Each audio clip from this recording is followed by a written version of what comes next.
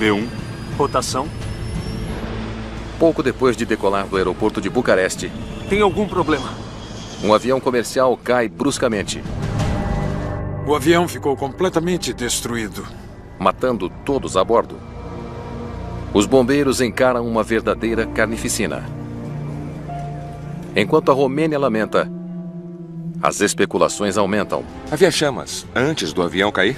O mesmo avião havia sofrido uma ameaça de bomba 2 semanas antes. Poderão os investigadores encontrar evidências de que esta queda foi planejada? Não entendi. Vamos ouvir de novo. É o comandante.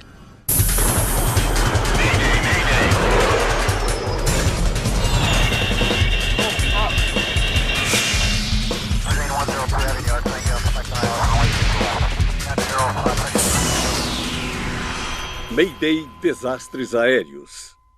Esta é uma história real baseada em relatórios oficiais e relatos de testemunhas.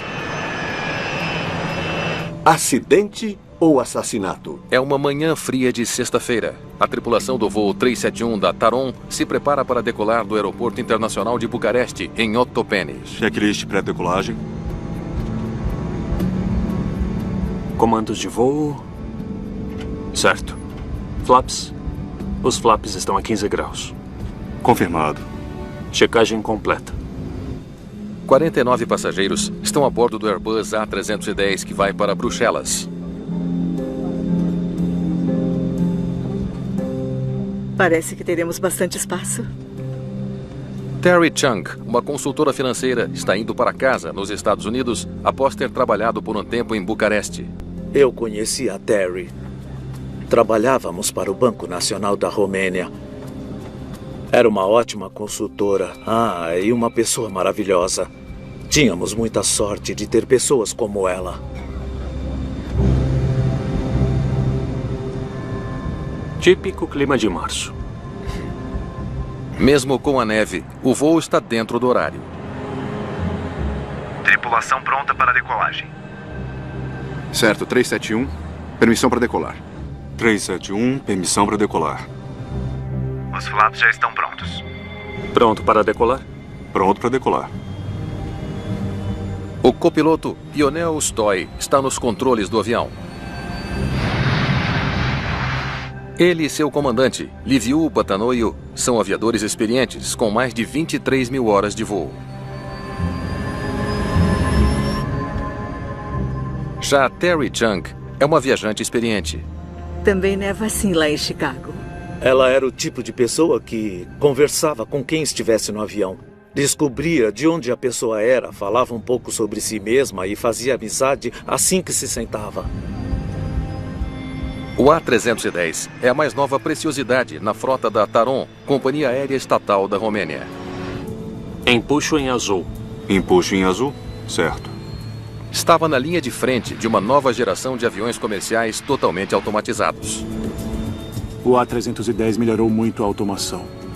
Foi uma mudança de paradigmas no sentido de realmente nos mostrar como os aviões seriam no futuro. V1. Rotação.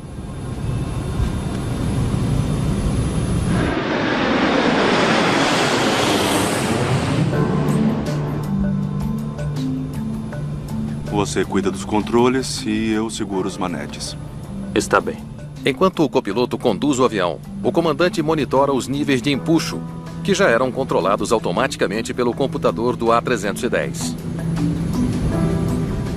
O autorregulador reduz muito o volume de trabalho do comandante, porque gerencia o empuxo necessário, com base na performance da aeronave, para decolar, subir, descer e, finalmente, pousar.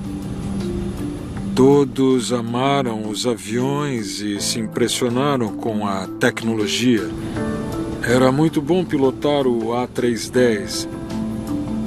Ele era um avião muito avançado, com uma tecnologia avançada para aquela época, na Taron. Taxa positiva? Trem de pouso? Foi uma decolagem tranquila. Recolhido.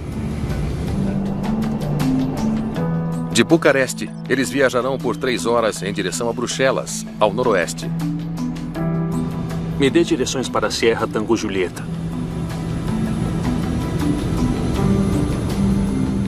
Prontinho. Pouco depois da decolagem, o avião faz uma curva à esquerda em direção ao primeiro ponto de navegação. 371 indo para o destino.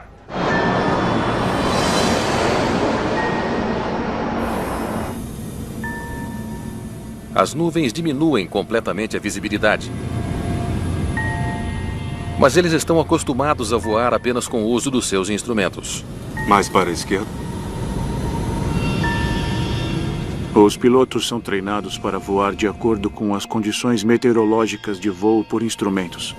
E também o que posso dizer é que com o ecrã de voo não é comum ter nenhum tipo de problema inerente. Na verdade, nós somos treinados exatamente para isso. Isso é bem normal.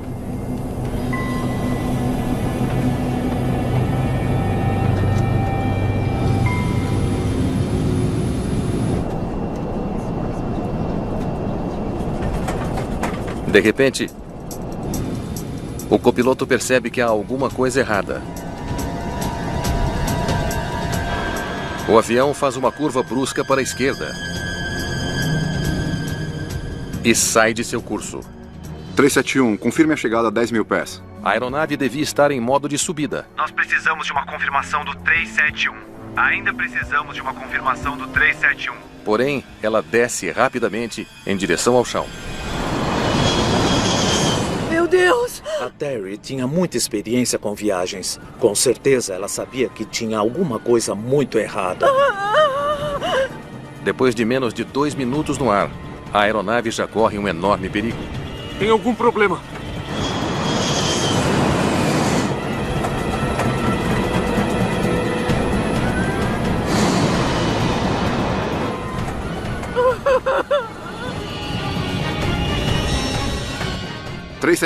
Por favor, confirme a sua altitude. Levantem! Vocês vão colidir!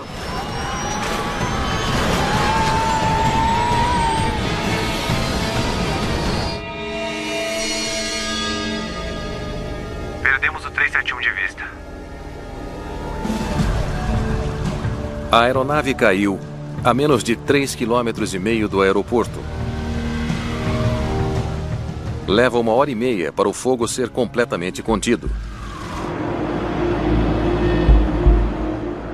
A 1.700 quilômetros dali, em Bruxelas, as pessoas estão ansiosas por notícias dos 32 passageiros do avião que eram belgas.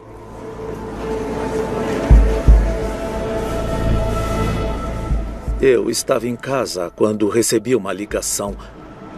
A única informação que eles tinham era que o avião tinha caído. Depois que o fogo é contido, fica claro que não há sobreviventes. Os jornais mostram a aeronave destruída com o impacto. Há destroços espalhados por uma área ampla. Os bombeiros encaram uma verdadeira carnificina.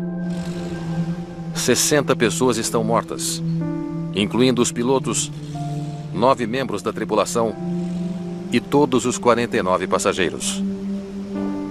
Todos nós ficamos muito chocados. Não imaginávamos o que poderia acontecer. Conforme as notícias se espalham, as especulações começam. Será que esta queda foi o resultado de uma explosão? O avião ficou completamente destruído. Havia apenas alguns pedaços que eram levados pelo vento. Sorin Stoichescu é o investigador-chefe do Departamento Romeno de Aviação Civil. Muitas pessoas que haviam visto o acidente diziam que o avião havia explodido em pleno ar. Isso levou a um problema. Levou à ideia de que poderia ter sido um ataque terrorista. Que havia uma bomba no avião. Seria uma bomba? Ou será que outra coisa destruiu essa aeronave por completo? São estas as perguntas que os investigadores mais se fazem conforme vão para o local do acidente. O voo 371 da Taron caiu no terreno de uma fazenda, a apenas alguns metros de distância de uma estação de trem nos arredores de Bucareste. As 60 pessoas a bordo morreram, tornando este o maior desastre aéreo da história da Romênia. Isole a área. Mantenha a imprensa longe. Os destroços ainda estão queimando quando o investigador-chefe Soren Stoichescu e a sua equipe chegam ao local. O que aconteceu foi uma coisa muito trágica. Metade do avião estava soterrada no solo, estava tudo esparramado. Foi uma coisa lastimável. Foi muito triste olhar aqueles destroços. Construído na França, o A310 é um dos aviões mais vistos no céu. Centenas deles são utilizados por várias companhias aéreas ao redor do mundo. Muitas pessoas investigavam esse acidente por causa da urgência em encontrar uma causa. Havia muita pressão em cima dos investigadores.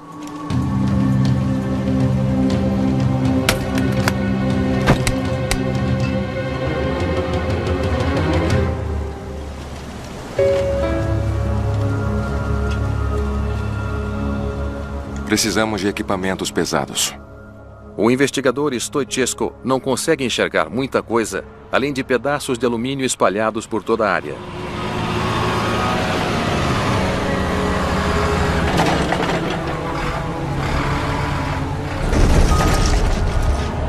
Teremos que analisar cada pedaço, com muita calma.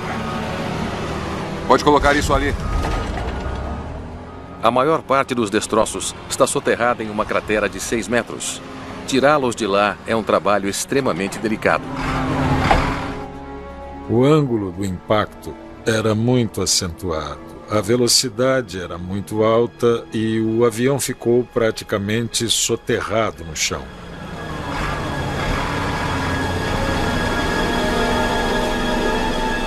Se aquilo for a asa esquerda, o radome estava ali.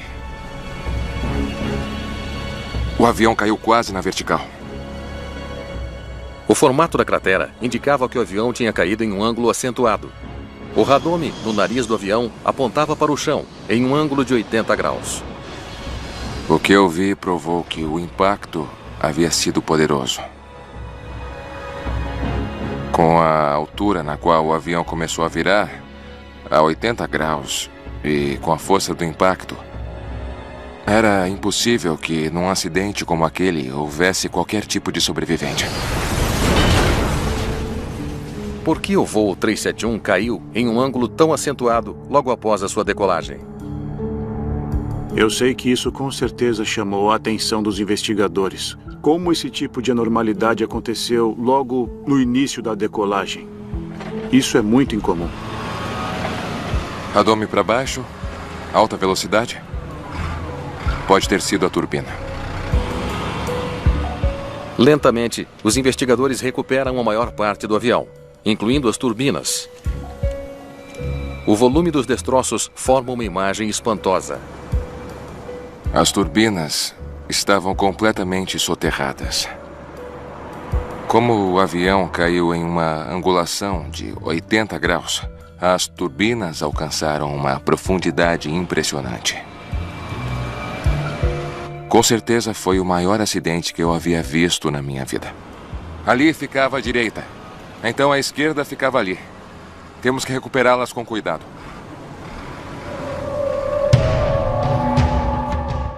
Todo cuidado é pouco.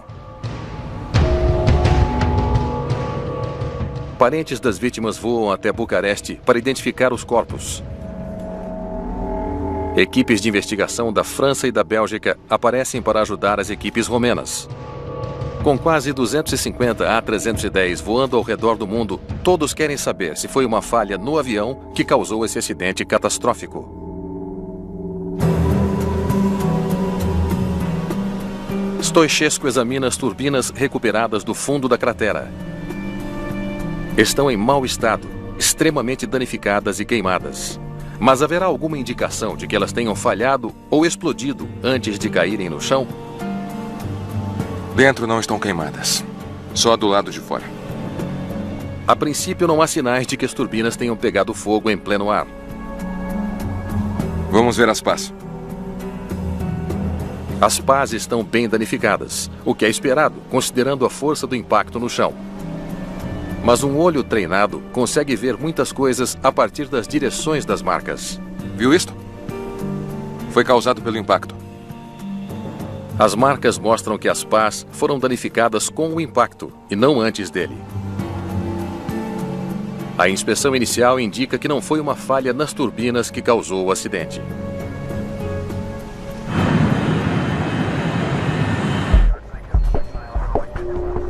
Eles começaram aqui, nesta direção. Os investigadores se perguntam se o controlador de tráfego aéreo tem alguma informação importante. Eles descobrem que a decolagem tinha sido perfeitamente normal. 371, permissão para decolar. A comunicação via rádio também estava dentro do padrão. Até que... Isto é o que ele tinha que ter feito. Não... Isto. Eles descobrem que a aeronave havia saído de seu curso logo após a decolagem. Stoichescu logo pensa em uma hipótese. Eles tiraram o gelo ou não? Stoichescu se pergunta se a neve poderia ter acumulado gelo nas asas do avião. Mas condições meteorológicas sempre têm que ser levadas em consideração. Tiraram? A que horas foi isso? 9 da manhã? Mas os investigadores são informados de que o avião havia tido a neve retirada pouco antes da decolagem e que os pilotos haviam sido notificados sobre o clima. Neste caso, eles sabiam das condições que iriam enfrentar no dia do acidente. O exército romeno é chamado para ajudar a levar os destroços a um galpão próximo dali.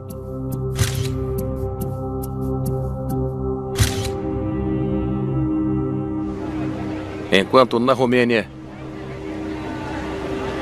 as especulações crescem cada vez mais. Muitos acham que foi uma bomba que causou esse desastre. E um fluxo constante de comunicados da imprensa alimenta essas especulações. Algumas estações de rádios e jornais romenos especulam que tenha sido um atentado terrorista. Sobre quem implantou essa bomba, ainda não se tem informações. As hipóteses vão da máfia a fundamentalistas islâmicos. A investigação havia apenas começado, quando uma ameaça de bomba fez o aeroporto de Bucareste fechar as portas. Uma ligação anônima avisa que há uma bomba a bordo do Taron que vai para Paris. Teriam os dois casos alguma relação? O avião é parado, mas nenhuma bomba é encontrada. Nós tínhamos que reconstruir o acidente com bastante calma para determinar com precisão qual havia sido a causa da colisão. Porém, testemunhas oculares apoiam a teoria de uma bomba. Responda. Havia chamas antes do avião cair? Isso. Mais de uma testemunha diz aos investigadores ter visto uma explosão antes do avião alcançar o chão.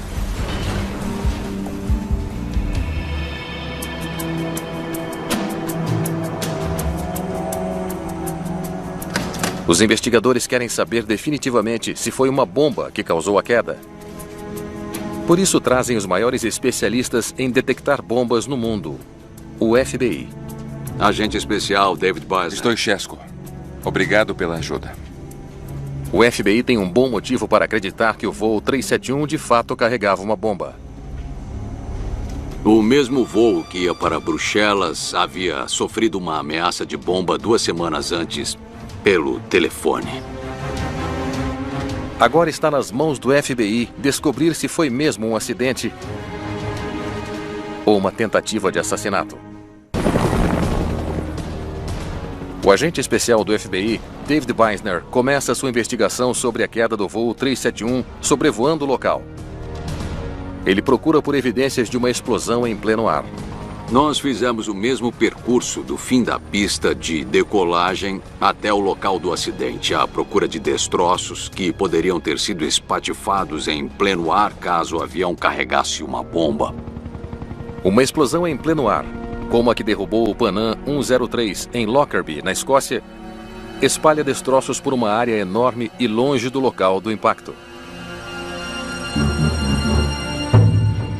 Beisner quer descobrir se há pequenos destroços soterrados no gramado, que o resto da equipe não consegue enxergar. A grama estava cortada, até parecia um campo de feno. Podia ter todo tipo de destroços por ali. A maior parte dos destroços foi levada para o hangar, mas algumas partes espatifadas podem ser visíveis apenas de cima.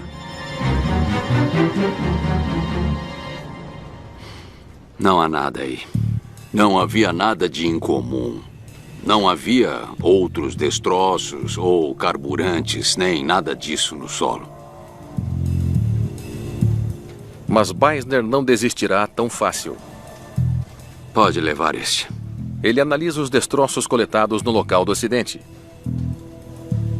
O que ele quer é encontrar sinais de danos causados por explosivos, marcas de queimaduras ou arranhões específicos no metal. Quando se trata de explosivos, há arranhões característicos dentro do metal. É isso que denuncia a localização da bomba. Resíduos são coletados com um cotonete.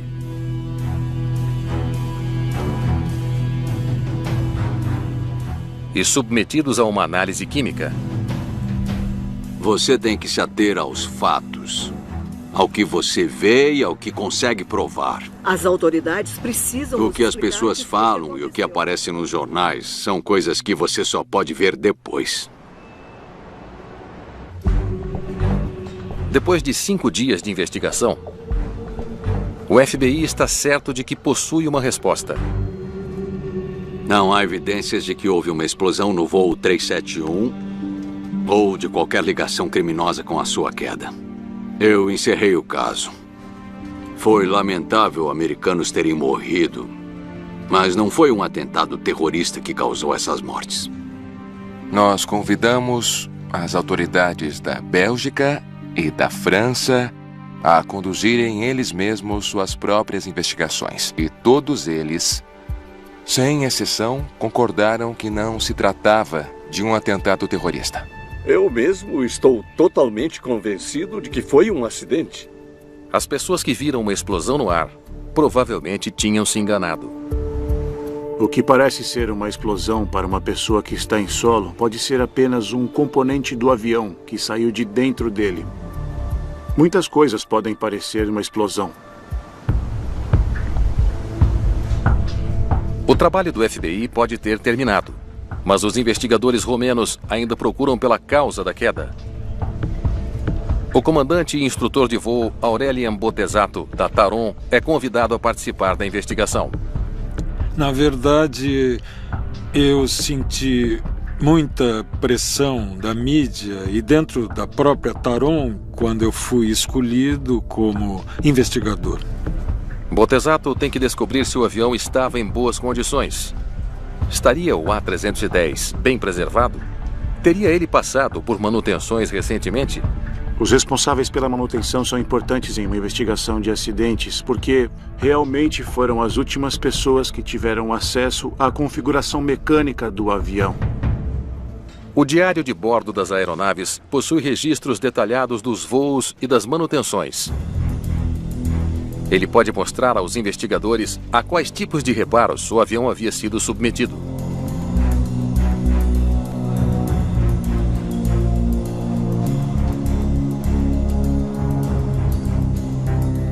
Até agora tudo bem. Botesato descobre que toda a manutenção da aeronave estava em dia. Nada de anormal?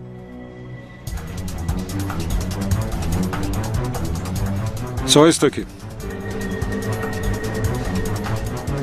Em mais de uma ocasião, no ano anterior, o autorregulador não funcionou direito durante o voo. Os autorreguladores fazem os manetes se moverem sempre que uma mudança na potência é necessária. Na decolagem, os manetes estão no máximo. Quando o avião entra em modo de subida, não é necessário tanta potência. E os manetes devem recuar um pouco automaticamente. Os comandantes da Taron reclamaram que, no modo de subida, o manete da turbina esquerda às vezes recuava demais, até ficar em ponto morto. Isso fazia as duas turbinas ficarem com potências diferentes. Não era nenhum tipo de problema que se repetia com muita regularidade, e sim de forma aleatória. Quase um ano antes, a companhia colocou um aviso no diário de bordo da cabine de comando, alertando os pilotos sobre o problema. Durante a transição entre a decolagem e o modo de subida, o manete número 1 pode recuar até ficar em ponto morto. Quando há um problema identificado pelo fabricante do avião ou pelo próprio operador, é muito importante que ele seja divulgado para todo o resto da tripulação. Os comandantes da Taron foram instruídos a manter a mão no manete para impedir que ela recuasse demais. Uma técnica conhecida como segurar o avião. Dá para segurá-los manualmente, para que não haja nenhuma diferença entre a potência da turbina esquerda e a da direita.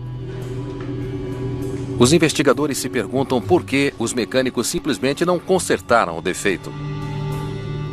Obrigado por ter vindo. Por favor. Então recorrem à equipe de manutenção em busca de respostas. Nós não entendemos porque o problema não foi resolvido. Os investigadores são informados que, durante várias tentativas de conserto do manete, os mecânicos nunca conseguiram recriar o problema em terra firme. Eles sabiam que esse problema ia se repetir. Mas se os mecânicos não conseguiam analisar o problema em terra firme, não tinham como resolvê-lo. E isso era muito frustrante. Botesato descobre que esse problema no autorregulador já prejudicava o avião fazia muito tempo. Só no último ano houve mais de 20 reclamações em relação ao autorregulador.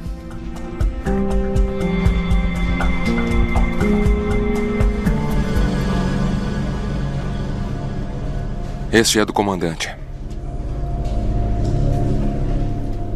O investigador Stoichescu descobre que o próprio comandante Batanoio havia reclamado desse mesmo problema meses antes.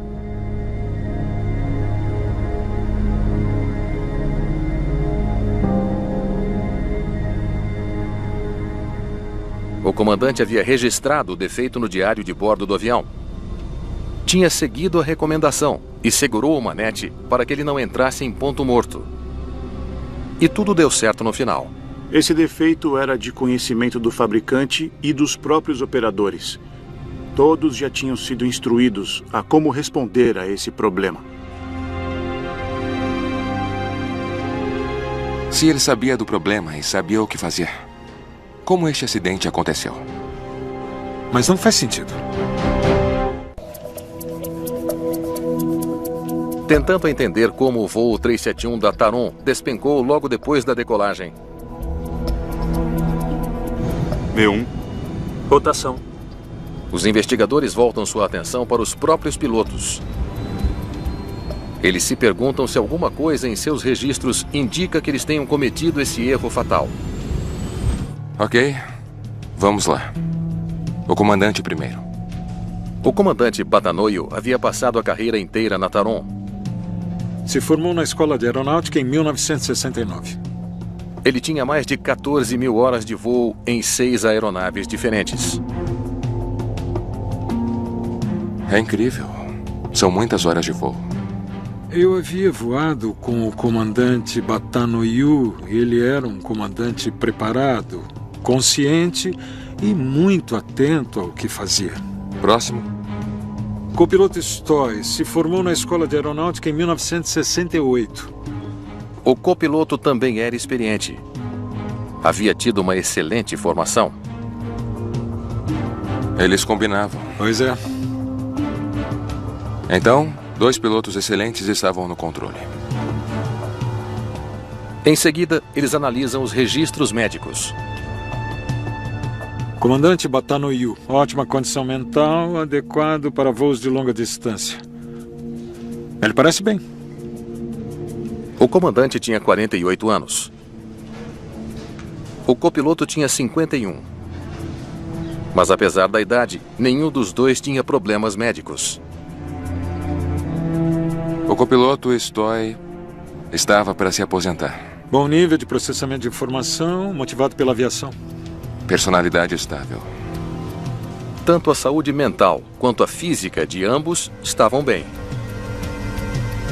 Ambos os pilotos estavam em boas condições físicas e mentais para voar. Eles haviam sido examinados com cuidado nos exames de rotina.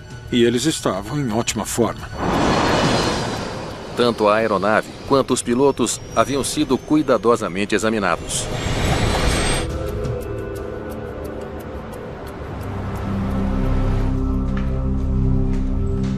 Após uma longa espera pelas gravações da Caixa Preta.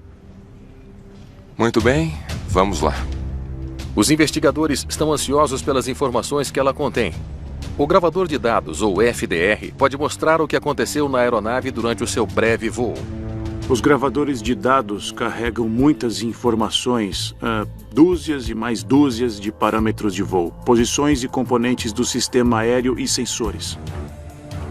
No primeiro minuto da gravação não há nada em comum. 371, permissão para decolar.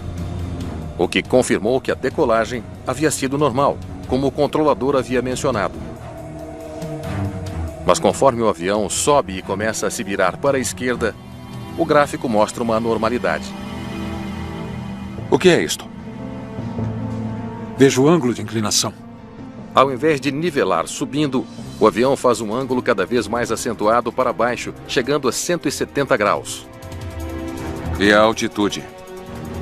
Conforme o ângulo se acentua, o avião rapidamente perde altitude. A altitude máxima é de 4.627 pés. Com esta altitude, leva apenas 19 segundos para que a aeronave chegue ao chão. Eu nunca tinha visto nada igual. Eu nunca tinha visto uma coisa assim, mas tive que encarar a dura realidade dos fatos. Eu não tinha outra opção. Ele estava a 335 nós quando colidiu. A essa velocidade e com os tanques cheios. Não é à toa que a explosão tenha sido colossal. O que pode ter causado tamanha falta de controle? O mistério do voo 371 está longe de ser resolvido. Para entender por que o voo 371 perdeu o controle antes de cair, os investigadores se aprofundam mais nos dados do voo. Parâmetros das turbinas. Stoichescu quer saber como estavam as turbinas. Esta é a turbina esquerda e esta é a direita. A inspeção nas turbinas não mostrou nenhum problema. Mas o FDR pode dizer mais coisas do que a inspeção manual. Ele mostra com detalhes cada segundo do funcionamento das turbinas durante o voo. Pare, por favor. Foi aqui que começou. Prossiga.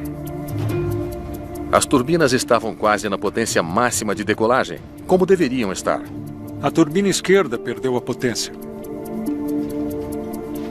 Isso acontece a 2.000 pés, criando um desequilíbrio, uma assimetria. A aeronave já se virava para a esquerda na trajetória de voo, mas conforme a turbina esquerda perde a potência, a aeronave faz uma curva muito acentuada, saindo de seu curso. Está com os parâmetros do empuxo? Estou com elas.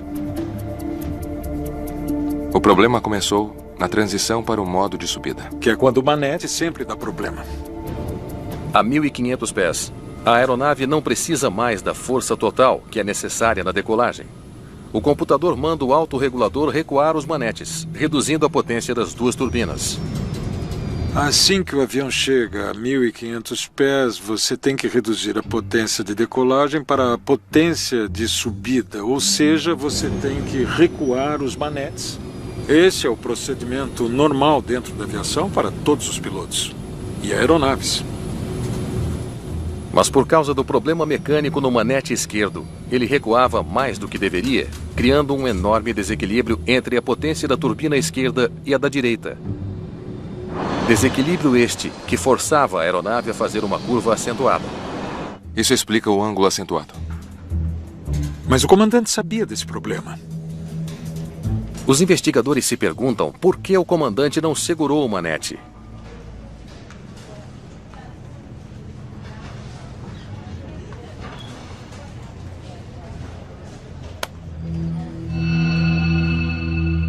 A gravação do áudio da cabine de comando contém 2 minutos cruciais, que podem responder à pergunta-chave dos investigadores. Podemos começar.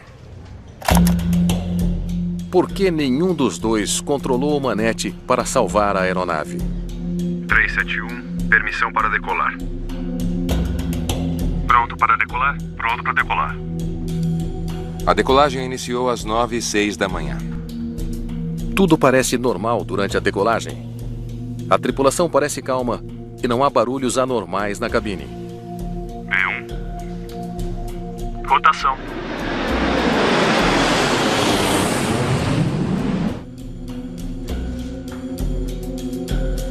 Você cuida dos controles e eu seguro os manetes.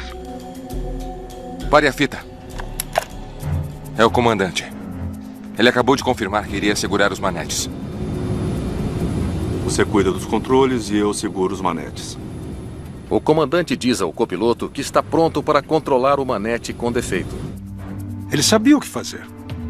Esta é uma evidência crucial. O comandante fez exatamente o que precisava ser feito.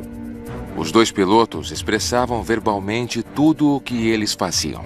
Eles falavam em voz alta. E dava para ouvir tudo o que os 2 pilotos falavam nas gravações. Ok? Estão na decolagem. Acelerando e ganhando altitude. Asas niveladas, tudo bem? Prossiga.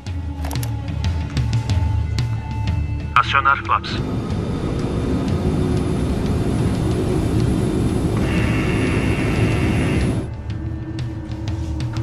Os flaps foram acionados de imediato. Recolher flaps.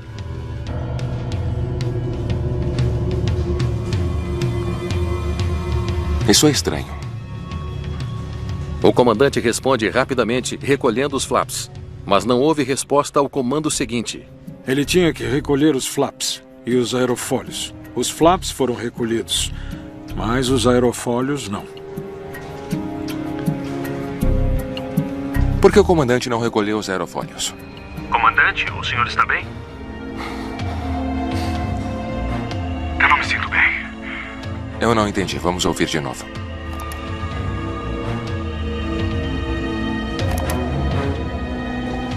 Os investigadores ouvem a frase que pode explicar o que aconteceu no acidente.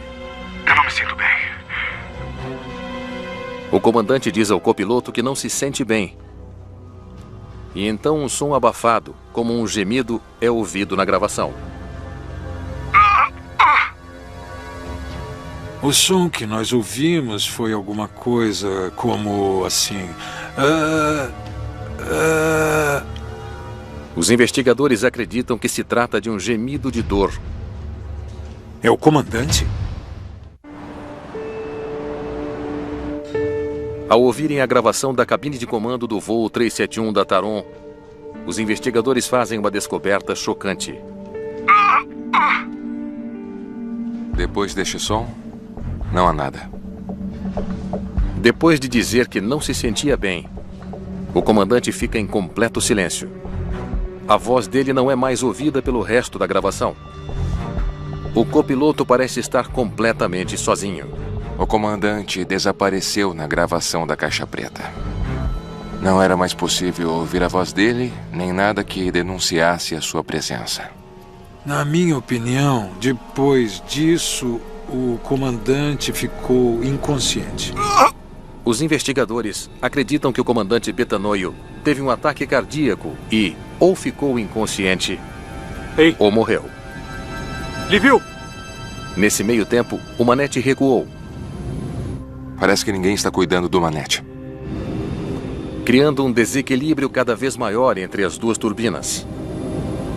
O comandante estava incapacitado. E tudo ficou nas costas do copiloto. E ele não tinha como focar a atenção em apenas uma coisa, por assim dizer, já que ele tinha que pilotar o avião e também socorrer o comandante. Ei! Agora, o copiloto perde rapidamente o controle. A aeronave se inclina bruscamente para a esquerda, mas ao invés de subir, ela está caindo. O radome aponta para baixo. Por isso o avião se inclina para a esquerda a mais de 50 graus. Agora a aeronave está quase de cabeça para baixo, caindo rapidamente e se aproximando do chão. Os investigadores concluem que o copiloto só percebeu a seriedade da situação quando não viu mais as nuvens.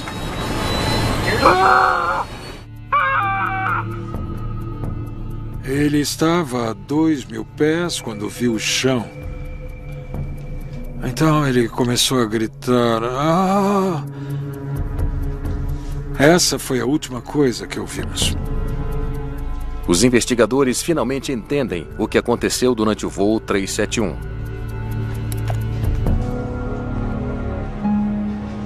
Eles juntam todas as evidências para ilustrar as dificuldades do copiloto. A cascata de problemas se desenrolou rapidamente.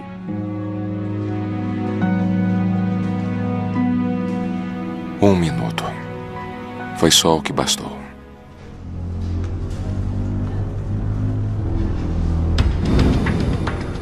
Primeiro, o clima. A visibilidade estava tão ruim que ele não podia se orientar pelas janelas da cabine. Ele não conseguiu enxergar nada. Se não tivesse tantas nuvens, a história teria sido diferente.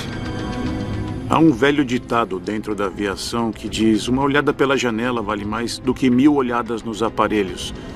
Se você olhar para frente e conseguir enxergar o horizonte, as coisas ficam muito mais fáceis.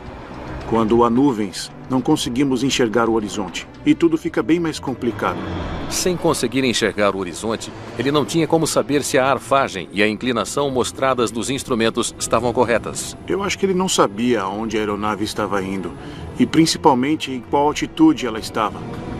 A indisposição de seu comandante o distraiu, enquanto ele já lidava com o clima e com o próprio avião. Ei! O copiloto estava sobrecarregado. Este foi um caso de falha humana em conjunto com uma falha na capacidade mecânica do autorregulador. Graças a essa combinação, o copiloto provavelmente não viu uma saída. O relatório final identifica 3 causas para a queda do avião. Primeiro, o manete esquerdo ficou em ponto morto, causando um enorme desequilíbrio entre as turbinas.